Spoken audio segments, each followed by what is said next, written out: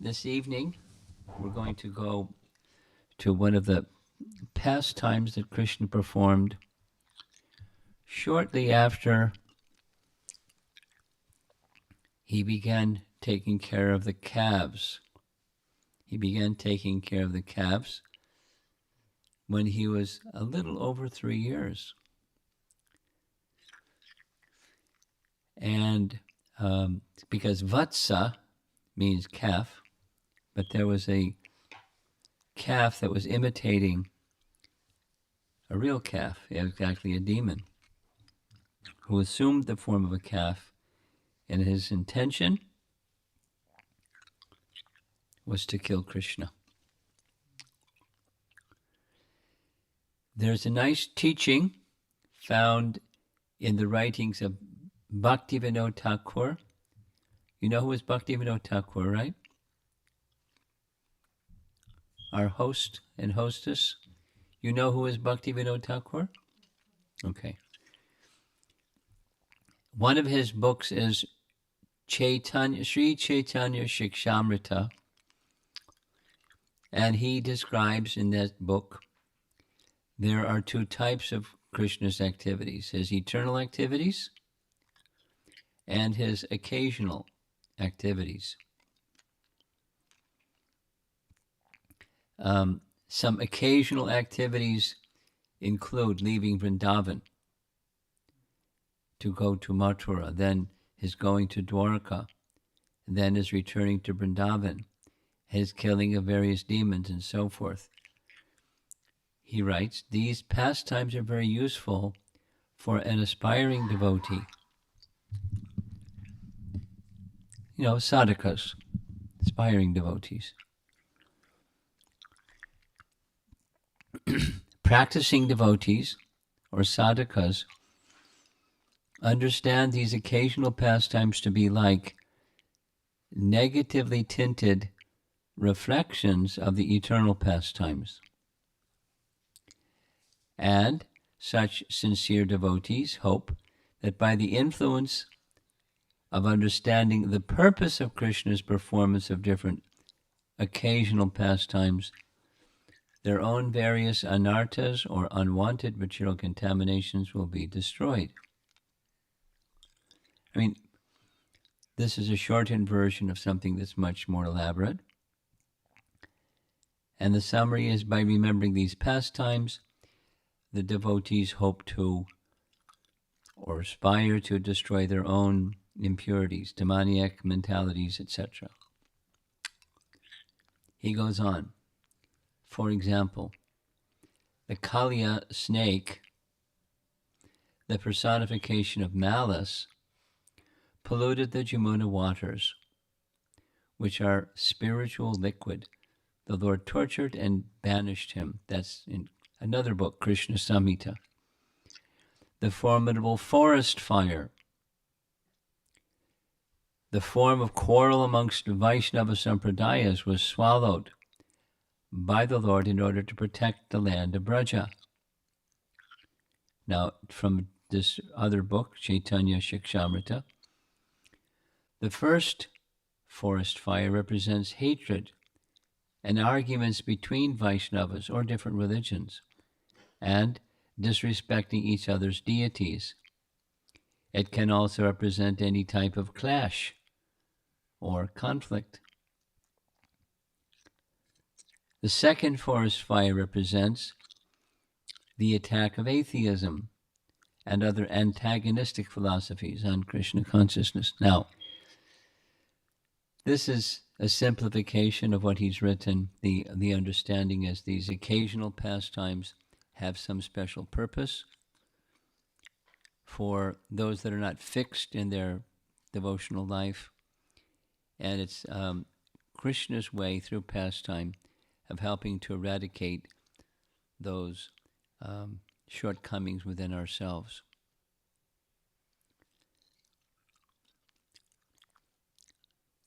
So this Krishna's killing of the calf demon, we'll see at the end how Bhaktivinoda Thakur describes the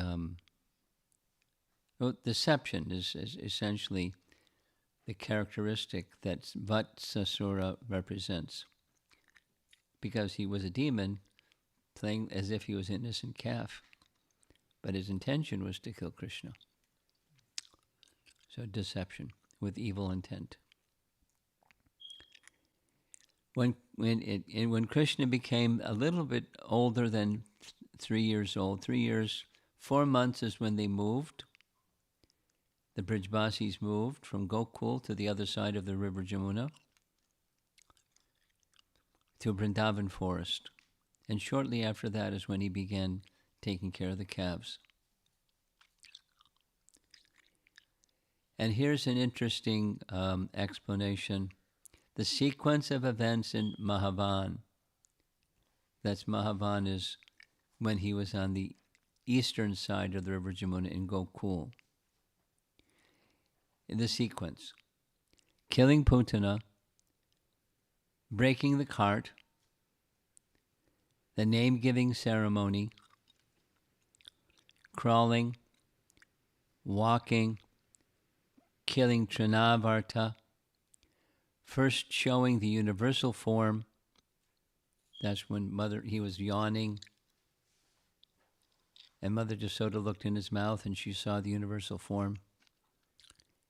Dancing for the elder gopis, buying fruit, pulling the calves' tails, eating dirt, second showing of the universal form, stealing yogurt, being bound to the mortar, Yashoda calling the boys for lunch, and then entering Vrindavan.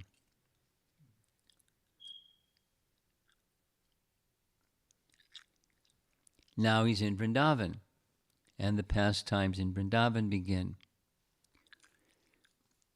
In the same Kumara period, they began herding the calves. He's 3 years, 4 months plus. The two, Krishna Balaram, ended their Kumara period at the end of 4 years, although normally it ends after 5 years. Like they grew up quickly.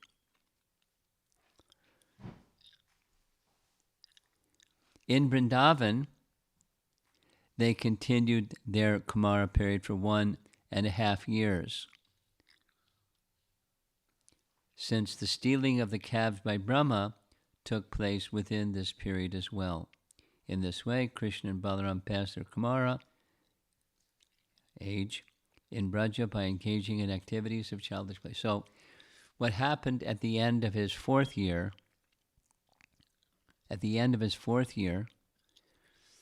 is when Brahma stole the calves and cowherd boys and put them in a cave. Krishna manifested himself as identical calves and cowherd boys for 1 year to give the mothers the chance to have Krishna as their son and the cows to have Krishna as their calf for 1 year. So that adds a year.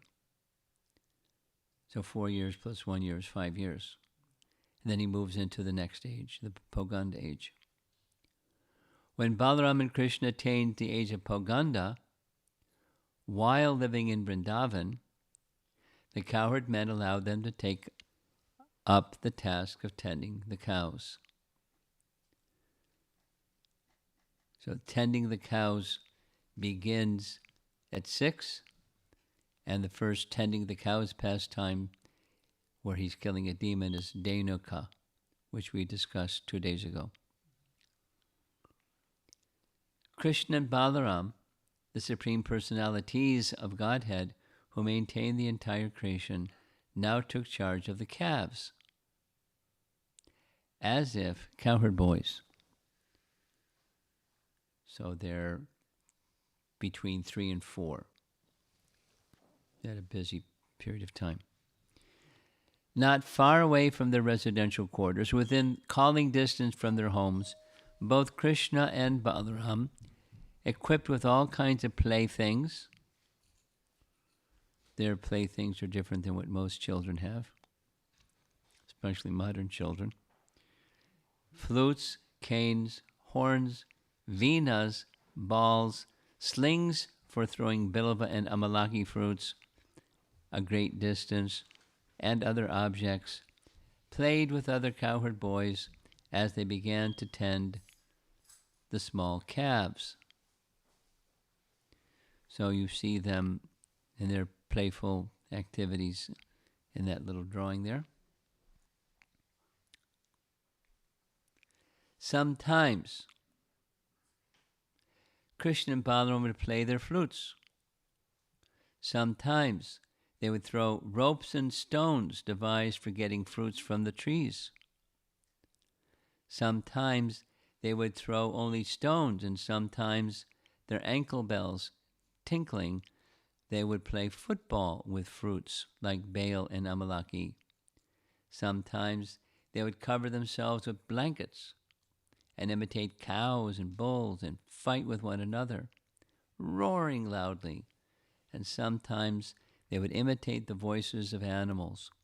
In this way, they enjoyed sporting exactly like two ordinary children. Their main goal was to wander about and play. Using their flutes and other equipment, herding the calves was secondary.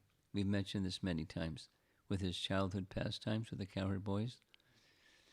They were engaged in herding the calves, but their real program was playing, as children will do. And the calves just followed behind because they were so attracted to Krishna. Sometimes they would imitate the animals. This is a little drawing showing on the left one boy jumping like a frog. Another one is a boy running like a deer. And the upper right hanging upside down like a monkey. And another one is posing like a peacock. Sometimes Krishna and Balaram would play on their flutes. They would enjoy hearing, the boys would enjoy hearing Krishna with his flutes.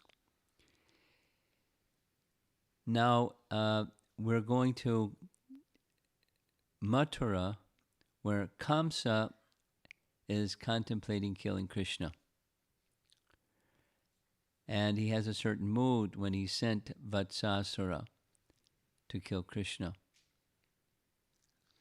Kamsa was thinking, simply by hearing Krishna's name causes my heart to tremble. By some trick, by some clever plan, he must be killed. Already I have tried plan after plan, each one more clever than the last, but all have failed. They were useless. As he thought in this way, Kamsa walked out of the palace with one of his spies and asked him, according to what you have seen, whom does Krishna love the most?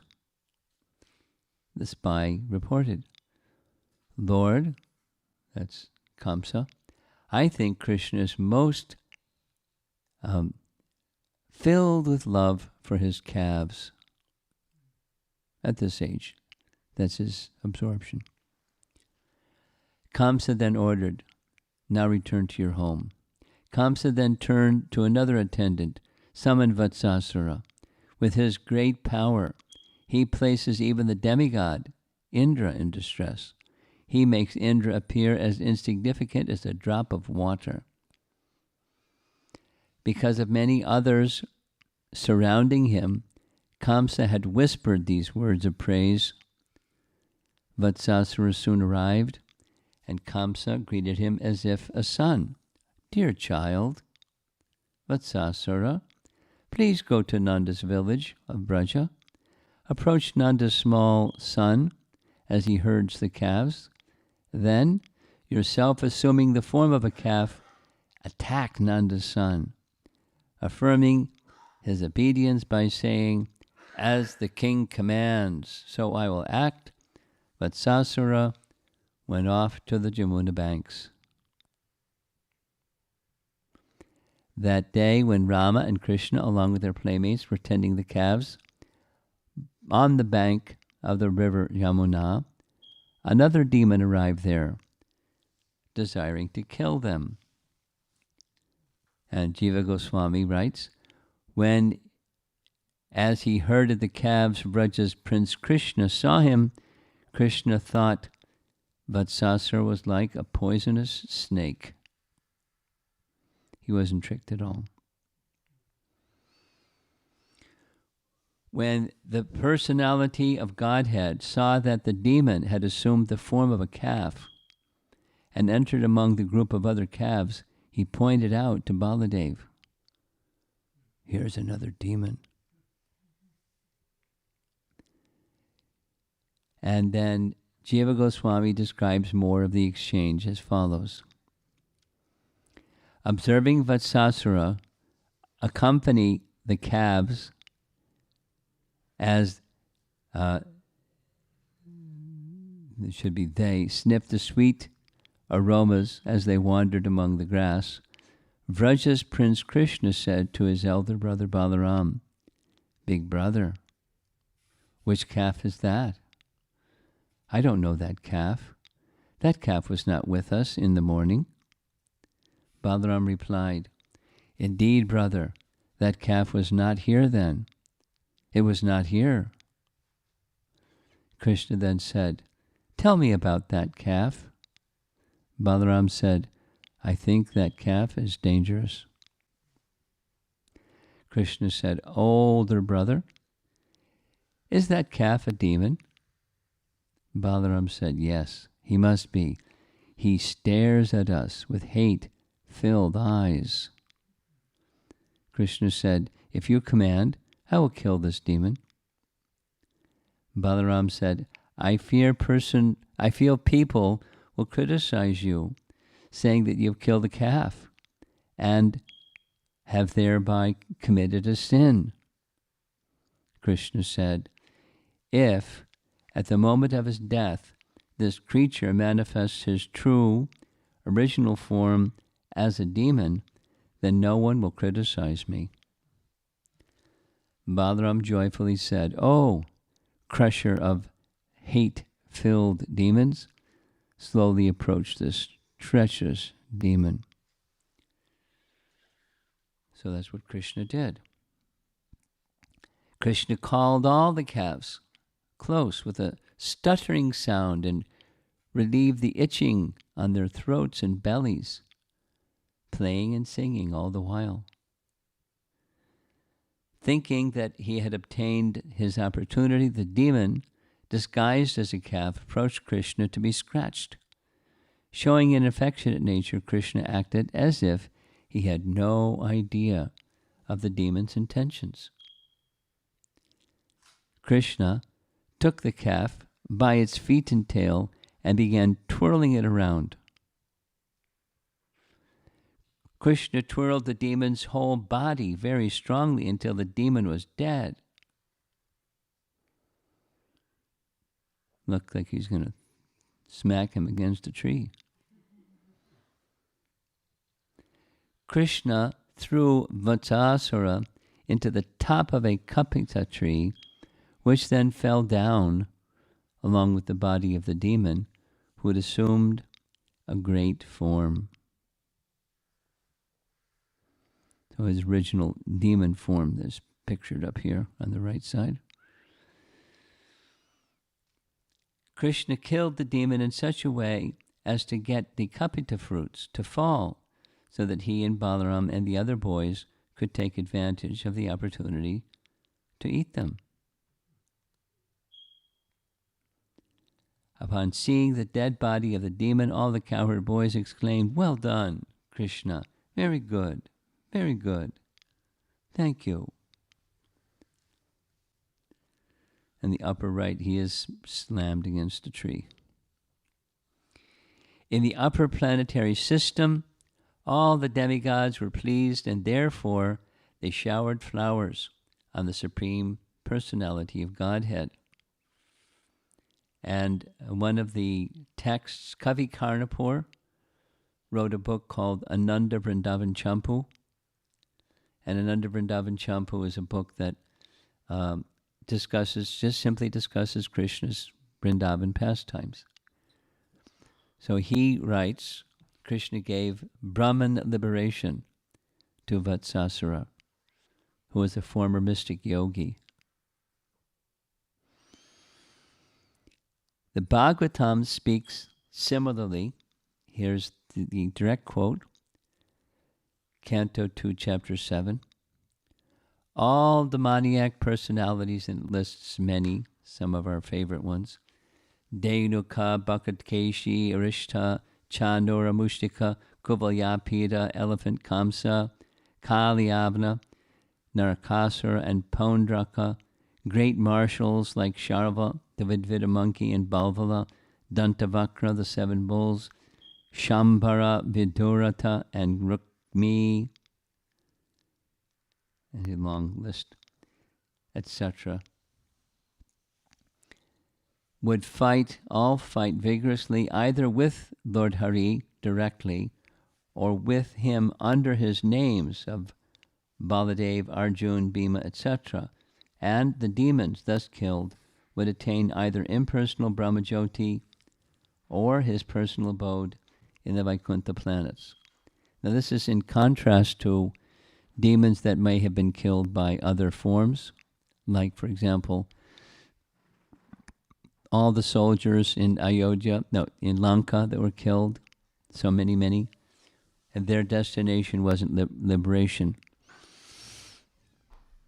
Those killed by Krishna uniquely attained liberation. That's the point. After the killing of the demon, Krishna and Balaram finished their breakfast in the morning, and while continuing to take care of the calves, they wandered here and there. So apparently this took place early in the morning when they hadn't even had their breakfast. Built up a little appetite, I guess. Krishna's daily business here in the material world was to kill the Dushkritis. This did not hamper his daily affairs, for it was routine work.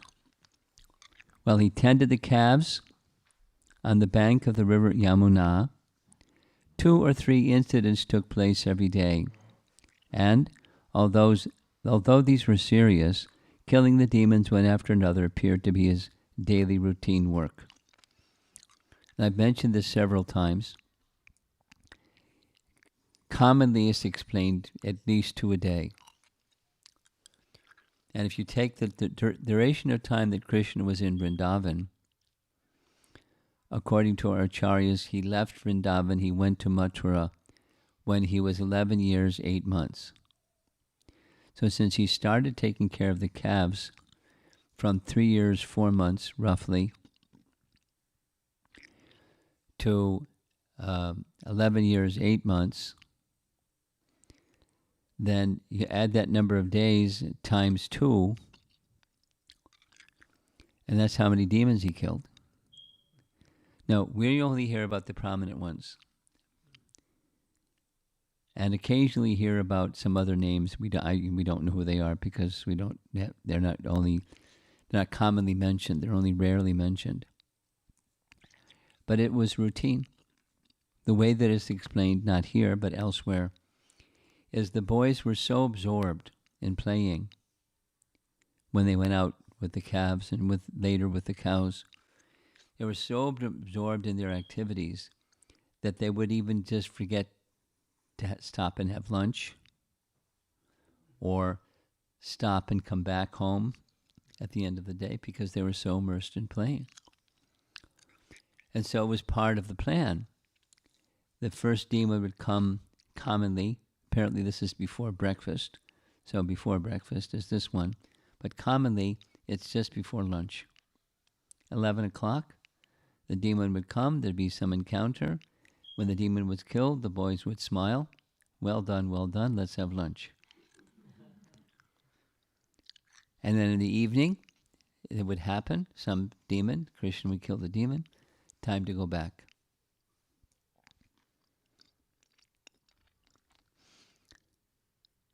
Yeah, I think tomorrow evening we're going to hear about Vatsasura. Vatsasura was a little bit later, but it was in the afternoon. It was before there was time to go home. And as soon as Vatsasura was killed, they wanted to go home. but they were like singing about what Krishna did that day. So that's what happens here too. Krishna killed the calf demon Vatsasura. In Garga Samhita, it also narrates the whole of Krishna's pastimes in Vrindavan. And it's a discussion, I've been mentioning this, but it's a discussion between Narada Muni and the king of Mithila.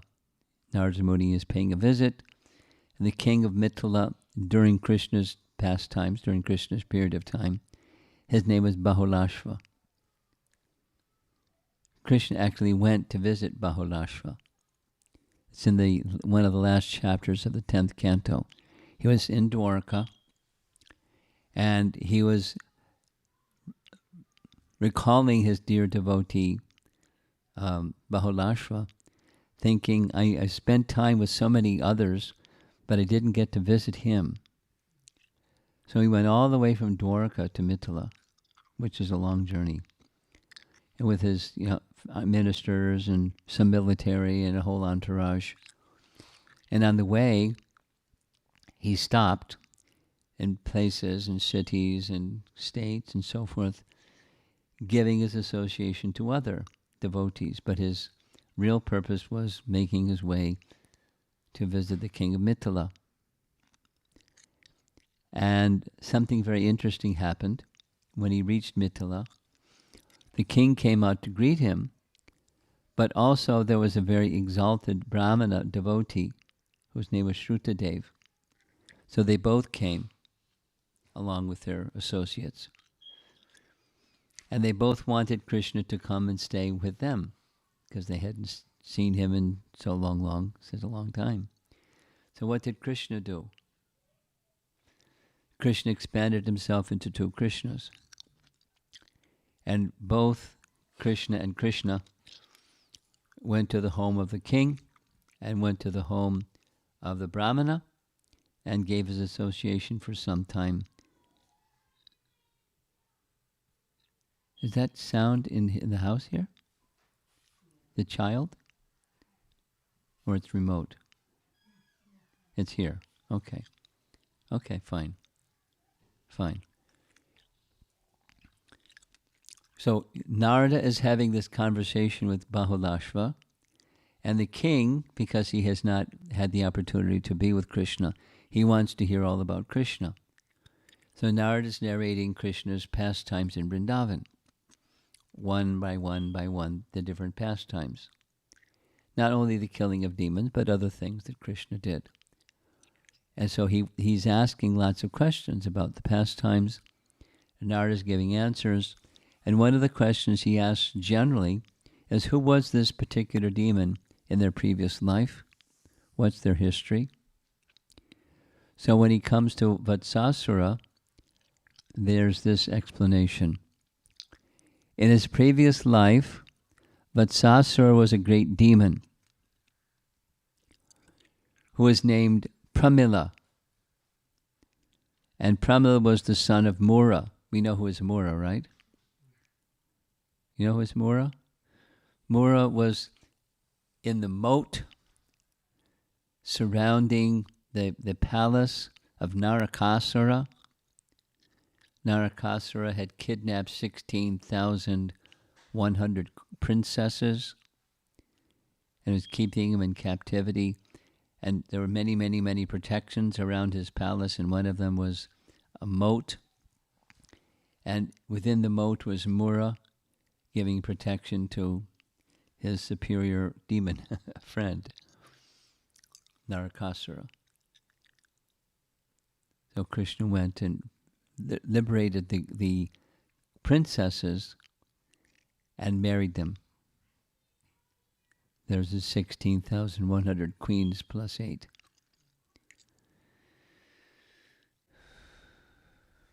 So Mura was the father, and Pramila was the son.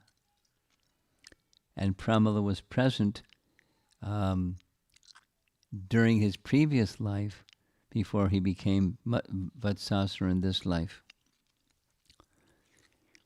After conquering the demigods, he entered Vishishta Muni's ashram and saw a cow. Now in Ramayana, what's the name of the cow? Starts with an S. Sabala, right? Vishishta's cow that Vishwamitra wanted, right? Yes? No? Some of you are not responding.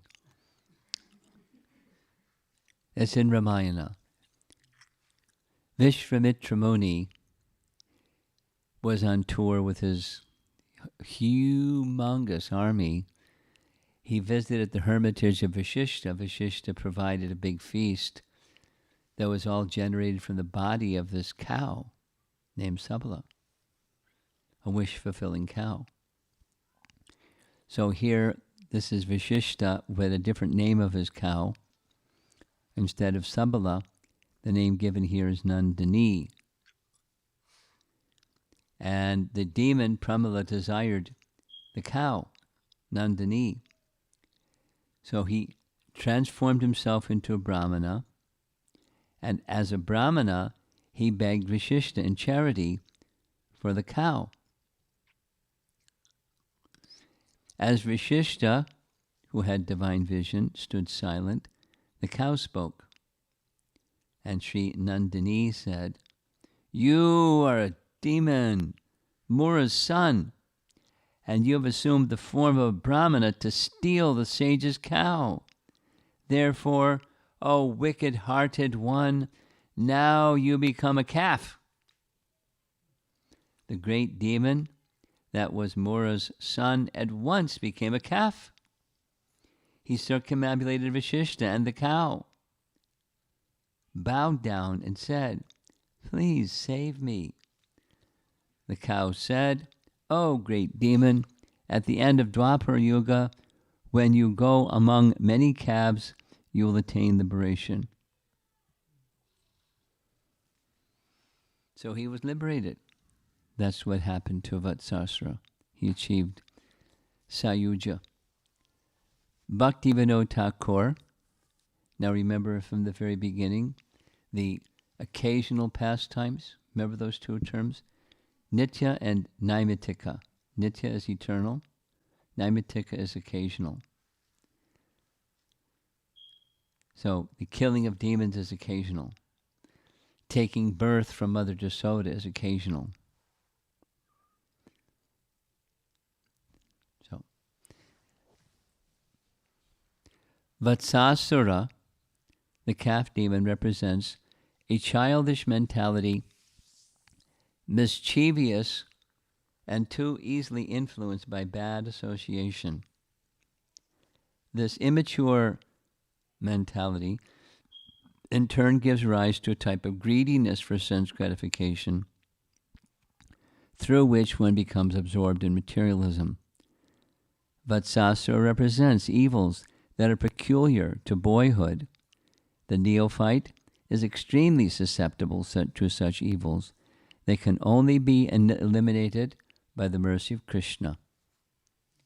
If one engages in Krishna's service, they will be completely eradicated at an early stage. That's Bhaktivinoda Thakur. Now, Bhaktivinoda Thakur's son and Prabhupada's spiritual master, Bhaktisiddhanta, pictured here, he also wrote about Vatsasura. And there's a document that you should be receiving or have received, a digital copy. We brought some printed copies to leave with you, but if I hand them out now, you'll get distracted, I think. So it has to do with parenting. I have experience. The parenting topic gets a lot of attention from parents. A very absorbing topic that seems to go on forever. So here he makes 5 points, and I'm going to summarize them. And this document that you're going to receive is much longer than 5 points. There is an English proverb that sowing wild oats is inevitable at a young age. the term Puritanism, that's a Christian term. Puritans are one of the people that really staunch Christians who came and settled in America. I don't know if you know that from your American history. You probably know from American history. And those of you that didn't go to school in America probably don't know who they are. There's some of the early pilgrims, there are a group of them called Puritans. And they're really like fundamentalist type Christians. The expression Puritanism was originally coined to express the protest of boys and young men against any undue curtailment of the scope of enjoyment that should be regarded as permissible to them. They're like very strict. Boys and young men claim the right to be merry and frolicsome. There's nothing objectionable, and much that is positive value in the display of these juvenile qualities. Like Prabhupada said, when a child is mischievous, that's a sign of intelligence. Like Krishna was very mischievous, right?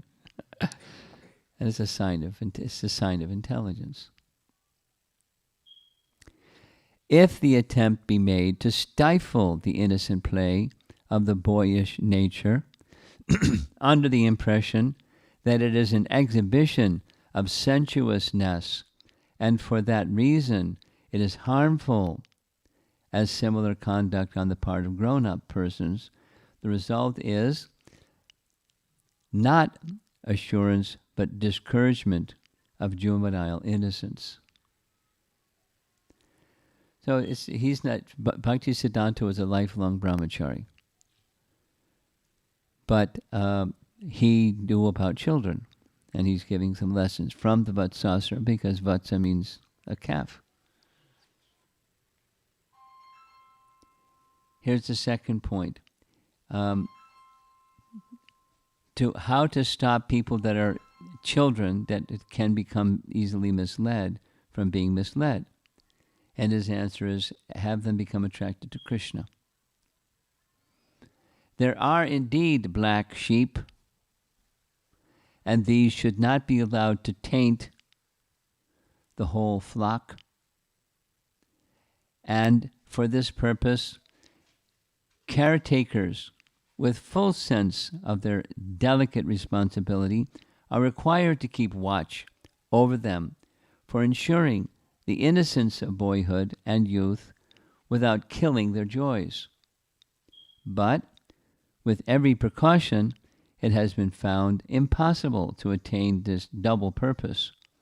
The scriptures say that it is not in the power of man to ensure immunity of boys and girls from the blight of sensuousness, except by means of the service of Krishna. You want to protect your children?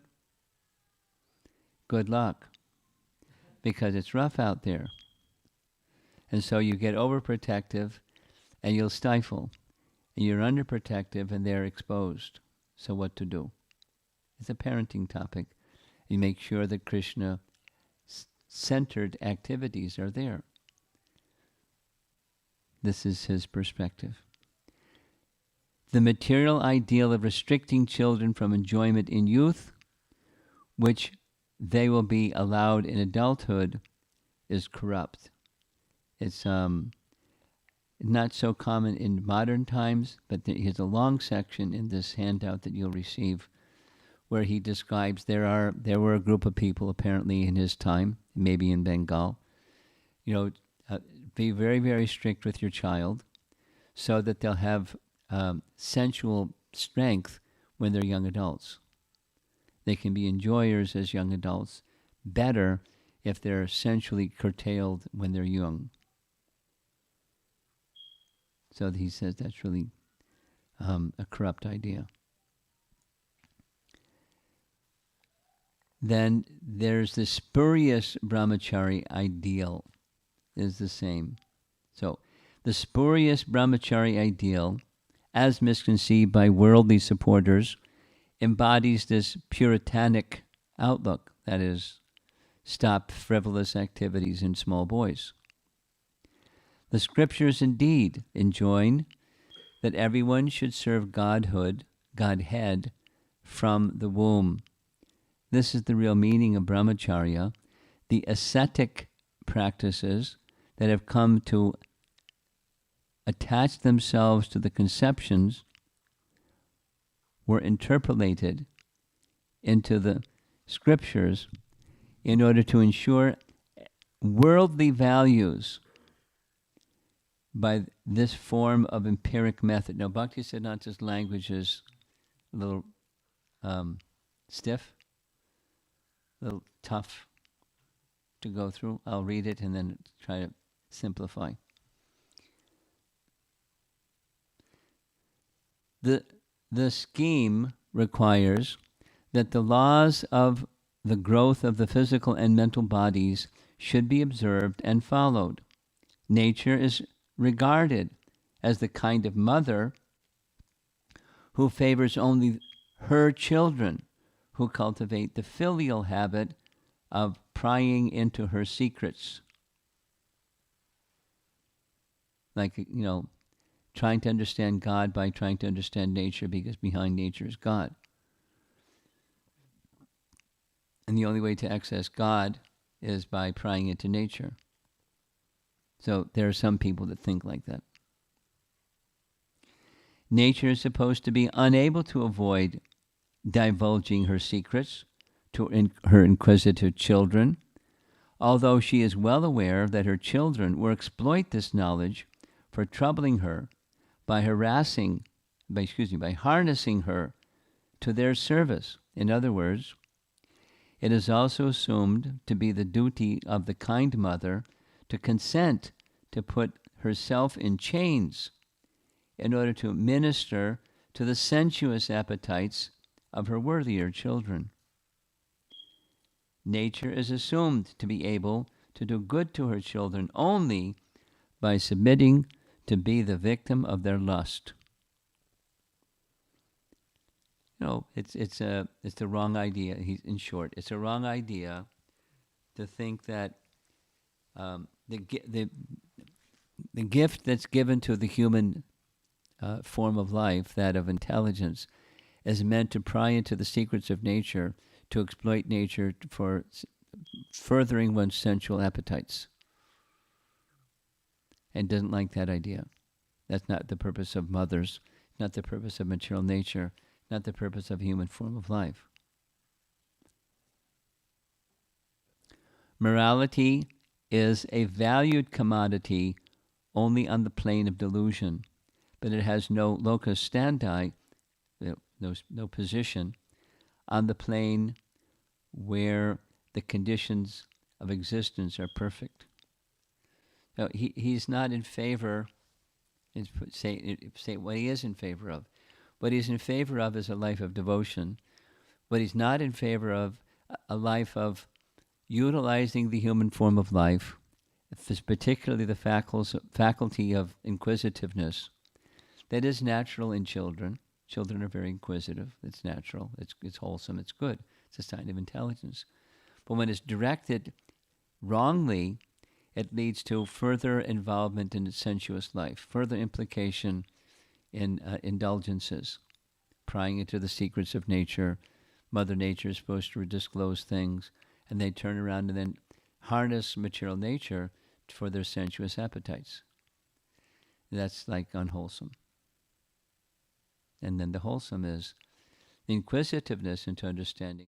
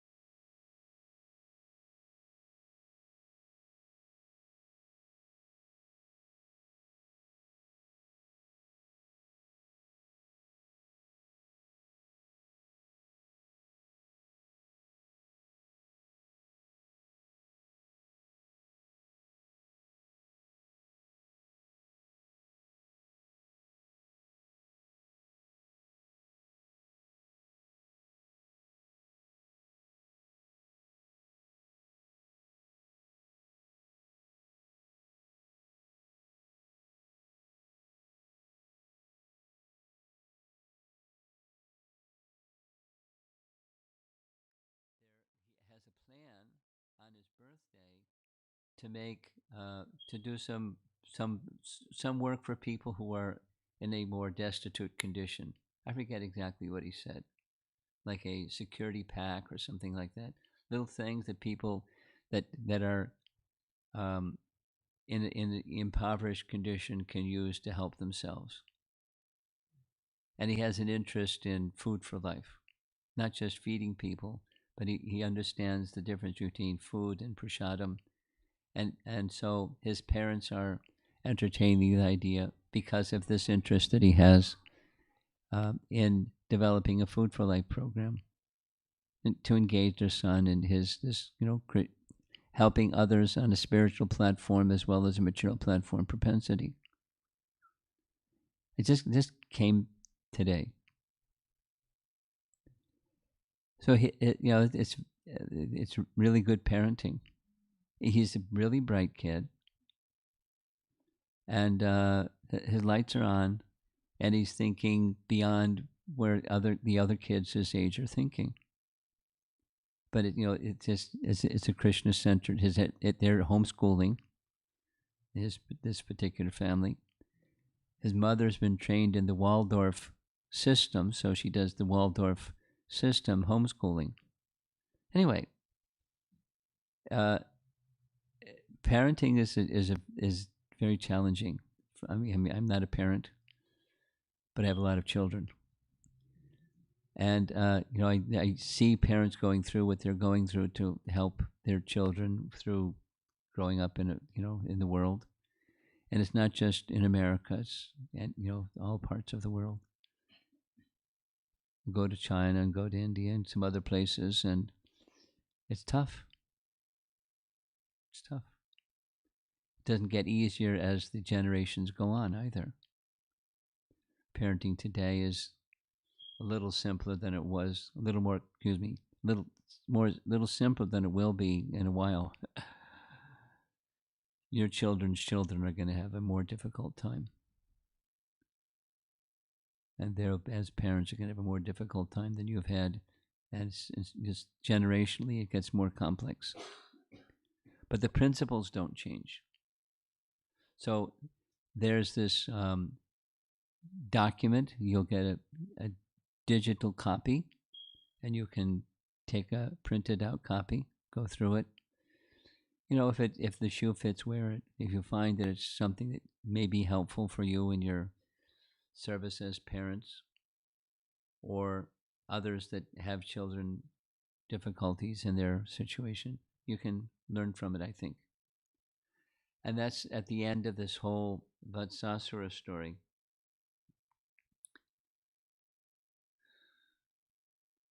Okay, so that's it for this evening. This is Kartik month, and one of the first pastimes of Krishna in his as he gets to the stage where he's mature enough to not just play, but to take care of others, is taking care of calves. And immediately he's got this challenge of a demon taking the shape of a calf. Why?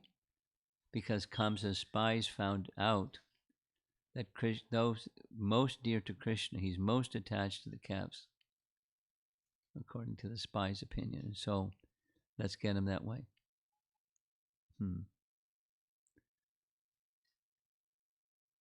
Let's see if there's some discussion.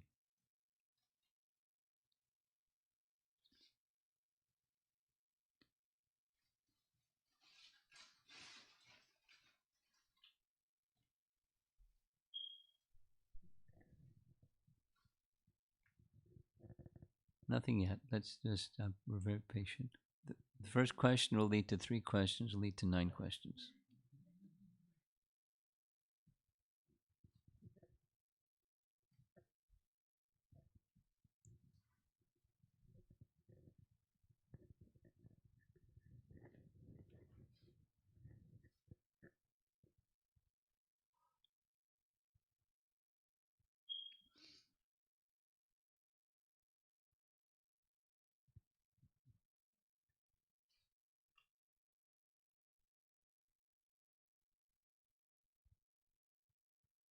You have something, okay? Maharaj,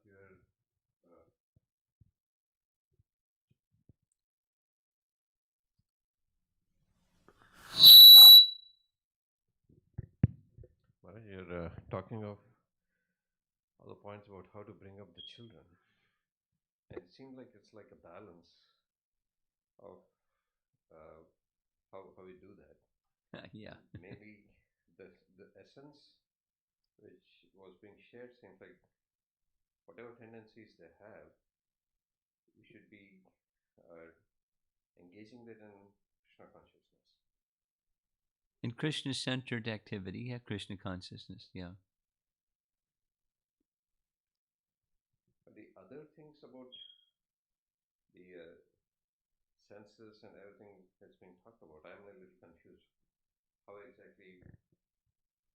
I suggest that you read the document because this was just a quick, and the document is not so quick, it's a little bit long. His language is Bhaktisiddhanta's language. It's not easy language, but it's, you unpack it and it's there. And it's just cover the points quickly again. Boys will be boys. Mhm.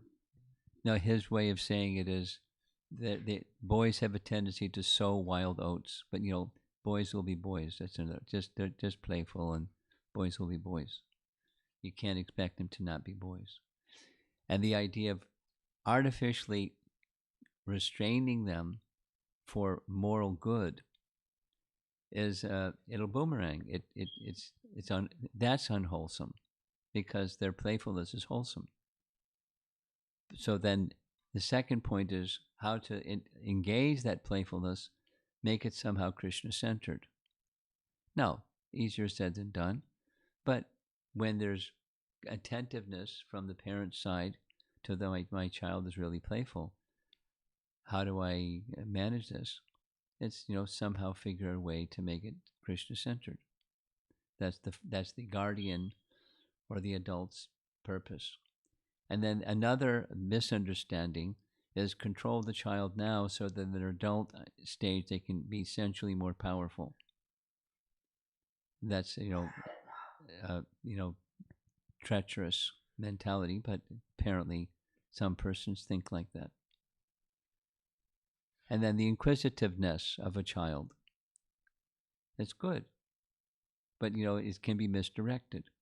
It can be misdirected that also leads to sensuousness, prying into the secrets of nature, and then to harness material nature to exploit her for our sensuous purposes.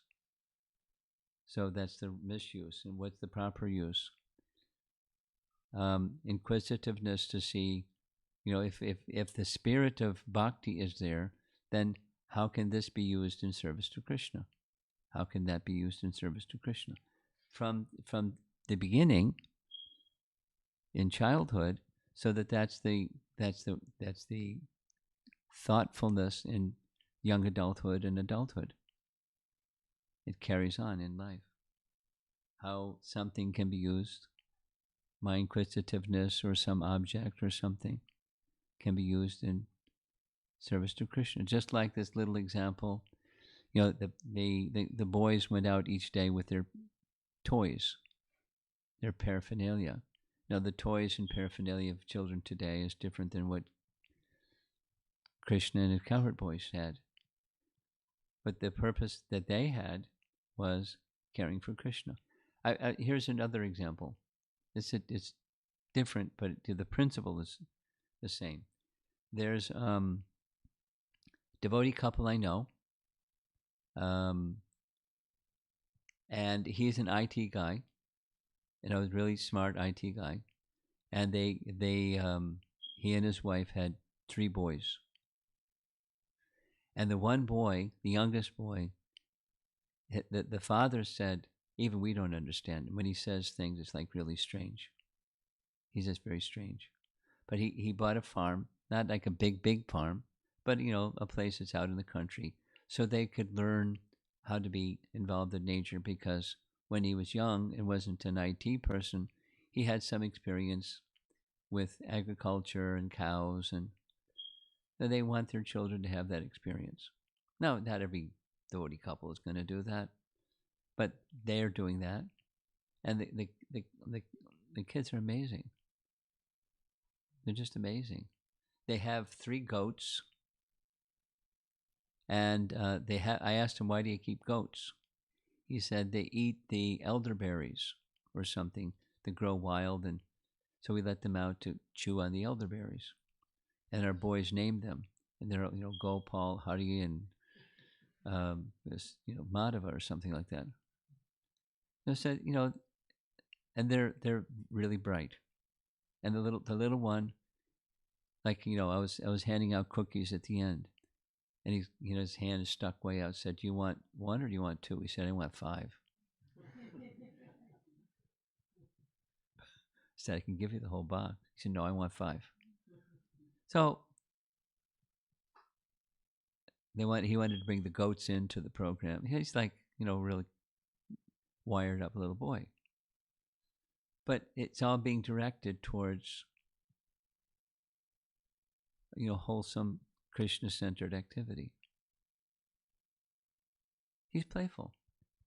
That's it's good. No, it's a little, when there's a program going on and his playfulness, it had to go out into the yard. But anyway, those are just some little anecdotal examples. But the principles are in those 5 points, in those paragraphs. You go through them. Now your children are already kind of, whatever you've done, you've done. You've done a good job. But there are other parents that have smaller children, and if they have some awareness of these points, it can help give some guidance, because it gets turbulent fast, as you probably have some experience. Okay? Sure. Thank you. Anything else? Now, I opened the parenting door, and I thought like really everyone would be rushing in the parenting door.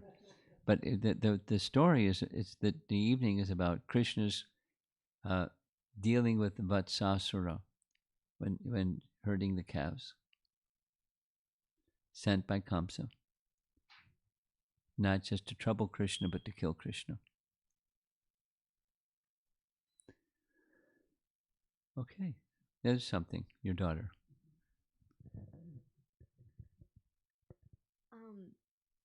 This is like, I guess, kind of related to like what my dad was asking, and so like I guess like more like towards myself, I guess, in this case, but so like you're supposed to like when you have like an interest, I'm supposed to like go towards it, right? So like, but then like but like use that like interest in the service of Krishna, like your band practice.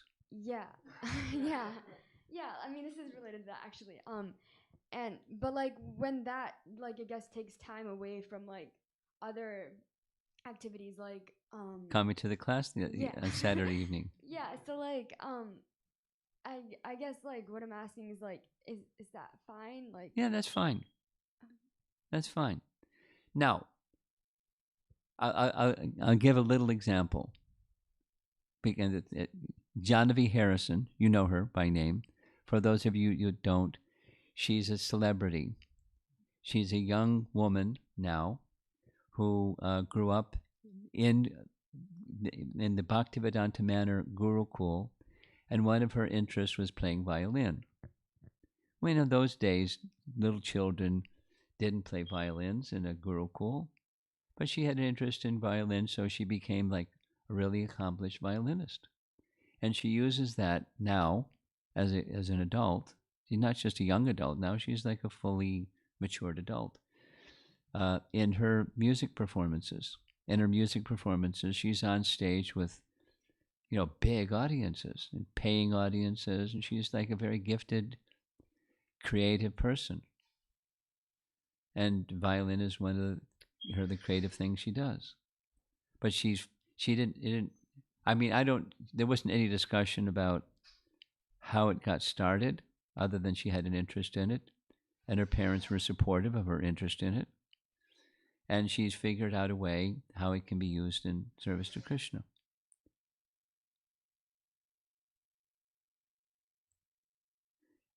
I'm thinking of another young girl who's 10 years old. She liked piano. So the family bought a piano. There's a piano in the living room. And, for about 45 minutes to an hour every day, she's down there doing all these, really fancy, exercises with the piano. No, it's not. It's just learning a musical ear and fundamentals and rudiments that later will be useful to her in her adult life as musical forms of musical expression. And she likes Janavi, so she's also learned to play violin.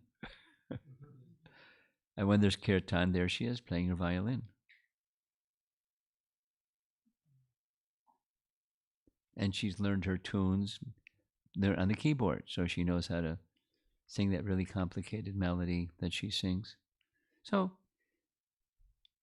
that's just little anecdotal examples, but the principle is let your interests go, as you said at the very beginning. Follow them, and then see how they can be connected.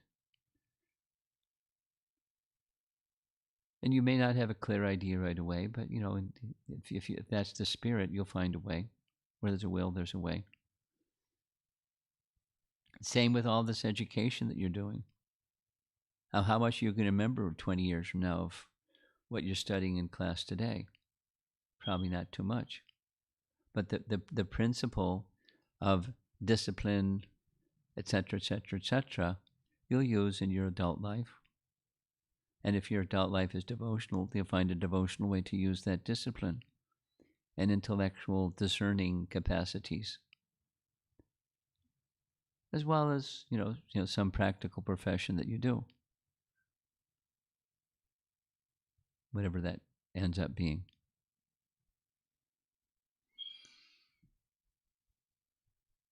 So that's the young person's question. Okay, if there's nothing, it's okay. You have some online question? Okay.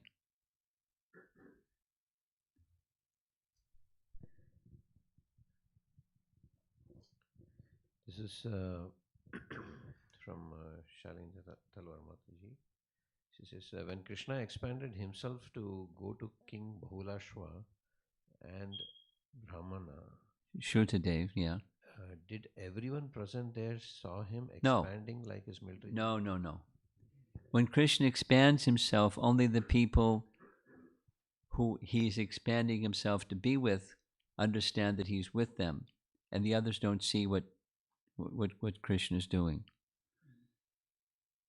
They don't see. I mean, one of my curiosity points was, on a daily basis, Krishna would leave his palaces and merge into one Krishna and enter into the Sudharma assembly hall. And then he would leave the Sudharma assembly hall and expand himself into so many Krishnas to go to each palace. So that happened every day, or most days at least. And so what did everybody see? How did they process that? And I haven't gotten a clear answer, but the principle that it seems is Yogamaya permits them to see what Yogamaya want them to see. He leaves the assembly hall, he gets in some conveyance, and he goes to his palace, and that's what they see. They don't see the 16,000 Krishnas. Narada saw, but what did everybody else see? Supposing they're visiting in one palace and go to another palace, and there's Krishna again. Wait a minute. So that understanding is not there, like how others perceive his multiple forms. When Krishna was performing rasa dance, it wasn't that they were aware there's multiple Krishnas dancing with us. When Lord Chaitanya was in the kirtan party, they weren't aware there's multiple Lord Chaitanyas in multiple kirtan parties.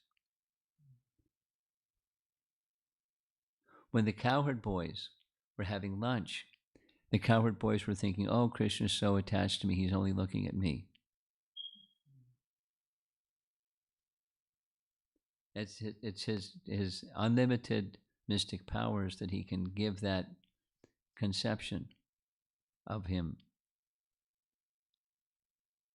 It's very personal, very customized. Yes. One more. Okay. This is from Amara Devidasi. What are more ways we can engage the youth in Krishna consciousness when they do not have enough like-minded association? What are the ways when they don't have like-minded association? One of the ways that I am trying to encourage is association that's remote, that's like-minded. That is to say, there's of different age groups of wholesome youth, and those wholesome youth are associating with other wholesome youth that are not geographically proximate, but they're like-minded. So they have, like I was just in Portland and met with one family, and there's a girl that's 9. So she's regularly now in touch with another girl that's 9 or 10 in Boston, and they have a regular Sangha thing for 8 to 10-year-olds. And there's some here in this state and some of that state, and so there isn't somebody proximate. So you just need a sannyasi traveling around that knows children over here and over there and over there, and they get them together. Or that just recently was formed, somebody is 13, and a really bright young girl. It's just, her lights are on high. They're very happy, very bright, very smart, and very devotional. And she doesn't have any like-minded association proximate to her. So there's 2 13-year-old girls that they were consulted. They agreed, yeah, we'll do something with her, and we can. And yes, as you travel around and meet other 13-year-olds, we can just grow our little group. But it doesn't have to be a big group. It just has to be like-minded. So girls over here, and etc. There's a youth Bhagavad Gita study group conducted by youth. Now there may be a youth study group conducted by somebody local, which is fine. And when conducted by youth, that's more fine or finer. So like that. In these days, it's what we have available anyways, is virtual association. A lot of it is virtual association because of the pandemic thing. Okay, looks like we're done. Anything, or we're all the way in the back? Okay.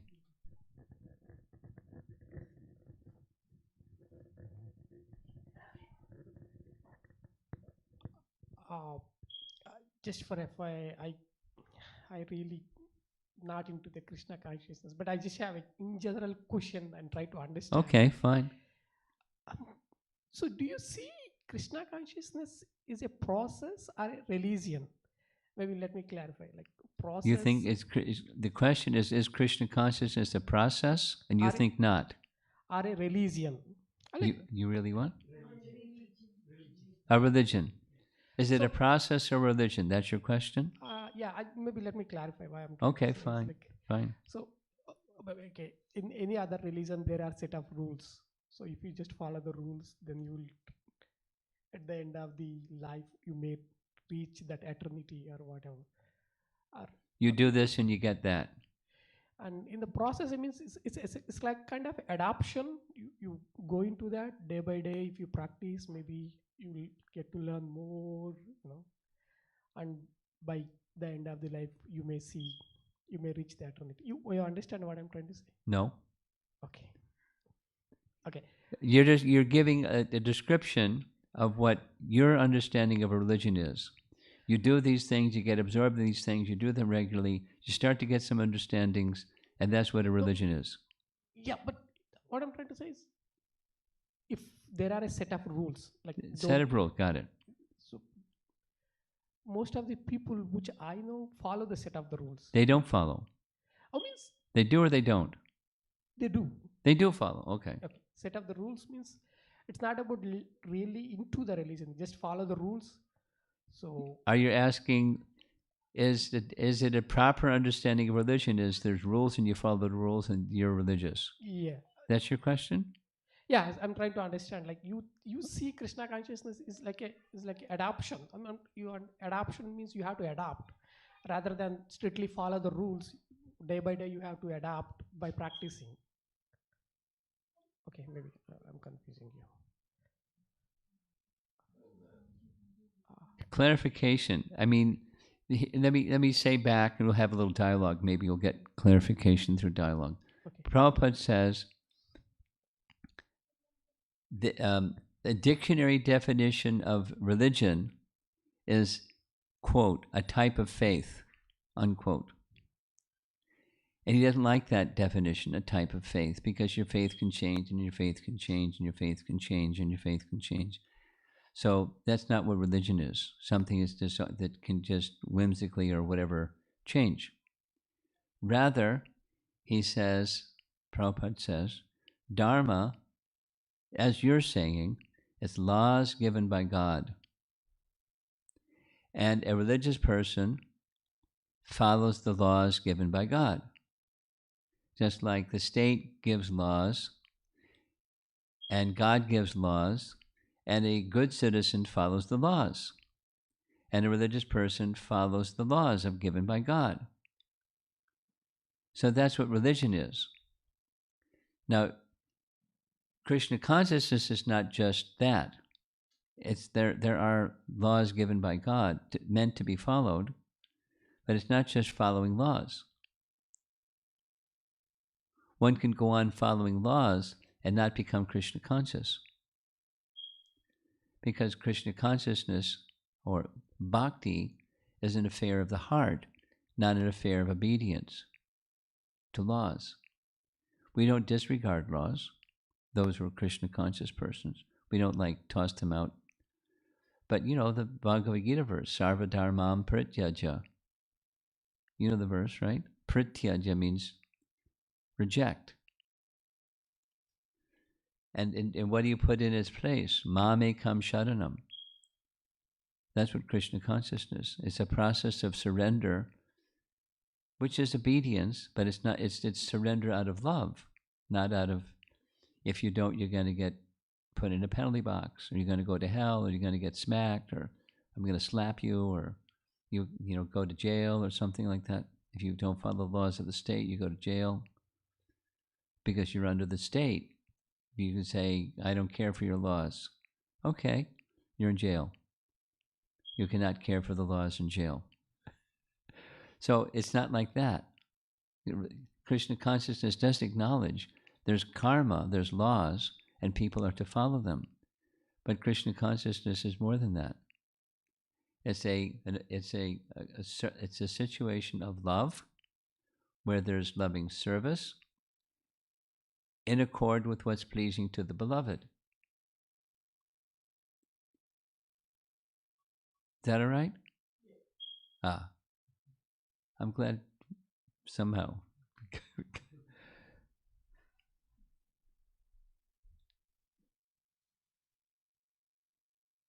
You have something? Our host? No. No. Okay. So I guess we're done. Okay. Thank you very much. Prabhupada ki jai. Hare Krishna.